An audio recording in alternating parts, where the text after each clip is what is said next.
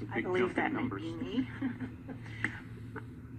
My name is Ava Gabrielle, and I'm with the U.S. Sustainable Development Corporation, and I'm based in coastal Virginia. I'd like to pose my question to the panel, but specifically to lift one of Dr. Clos's points earlier of the importance of the urban-rural continuum, which was also stated yesterday by Mayor Bell of Victoria. I raised the question because this morning it was suggested that the post-2015 development agenda should be possibly a wholly urban agenda. And while I understand the thinking behind such a recommendation, I wonder where such an idea would leave the rural communities.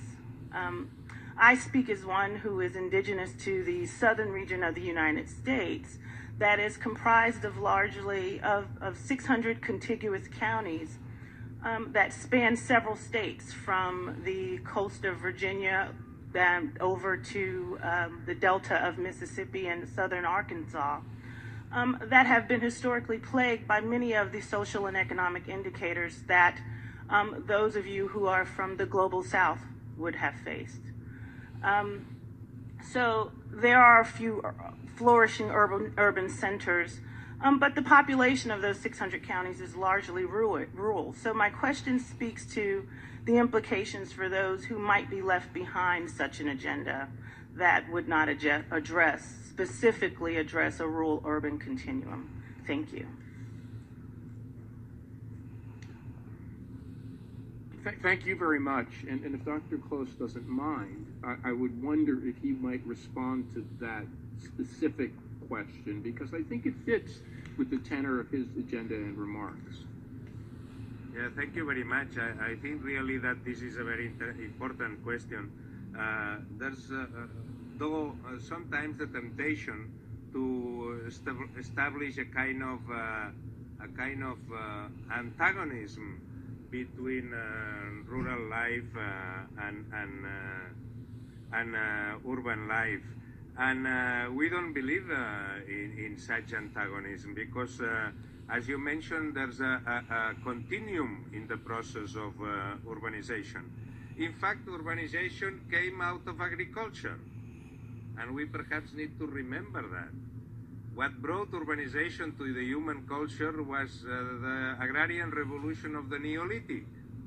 The increased productivity of the rural agriculture produced the first human settlements. And in most of the rural areas, so-called rural areas, because usually rural areas, they don't have an absolute definition. It's an administrative definition. You have in many countries that they, for example, communities of less than 20,000 people, they are catalogued as rural communities. And in fact, this is an artificial, reality. Whenever we have a human settlement, a human community, which live together, which has a common space, and it has some kind of common management of the common space, this is an urban reality, even if it's only made of 20 people. Then, let's not make this artificial differentiation between rural and urban. What we need to provide to all the citizens is the same access to the services of the community. From health, education, etc. Telecommunications, if you want, whatever.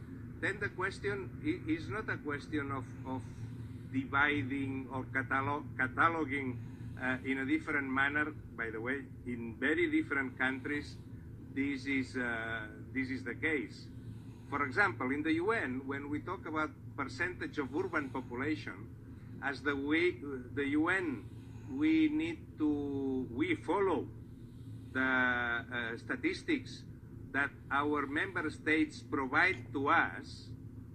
We are consistently underestimating the number of urban population, because in many, many countries, the division, as I said, administrative division of urban-rural population is set at a very quite big, sizable cities. What people is demanding is access to services, access to the quality of the services, and there's it's a kind of feeling or sense that the services are in the big cities. No. The services can be in intermediate cities, small cities, market towns, small settlements. It depends on the national urban policy. What makes small human settlements qualitative, it's a question which depends on the national urban policy or the national territorial or land policy, whatever you call it in different countries. Of course, the geographic economists of the 80s, they demonstrated by empirical studies that in absence of national urban policy, the natural spontaneous tendency of the population is to concentrate in the biggest city.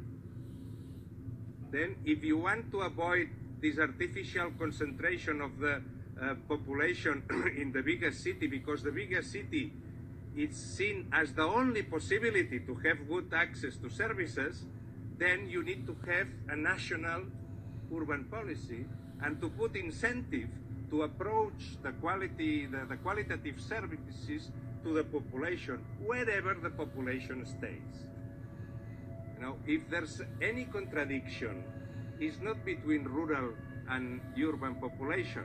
If we go to the history of humanity and the Neolithic, if there's any contradiction or different real life, is between nomadic and a stable population.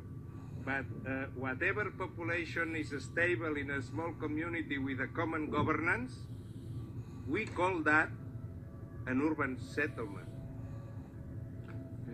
I'd also like to just comment briefly, and thank you, Dr. Clos. I thank you for that important question. I think it brings up the inadequacy of these constructs that came basically from the agricultural industrial age of urban, suburban, and rural. And the need for us, as Dr. Clos said, to really think about broader constructs which link them together. And the key thing is really to make sustainable urbanization or sustainable settlement work for all. I think there's one confounding issue that makes your question and intervention even more important. For all of history, rural areas and cities were kind of locked together as one unit because we got our food. Dr. Clos, the agricultural revolution, we got our food. We freed up population as we became more productive on the farm, and people moved to cities, and we developed industries, and it worked together as a unit. Globalization really breaks that essential connection, and particularly the rise of global food shipments and global food supplies. So it's incumbent on all of us to think about these urbanized areas, or if we don't want to call them not, or a human settlement aggregations or agglomerations, in different ways, as Dr. Clos said, as areas of combined services and coordinated services, but actually as economic units, and less in the more traditional way as farmland serving urban cores. So I think your question is really important and points to the heart of how we shape these goals and how we collect data and develop new understanding of urban, rural, and suburban. With that, I think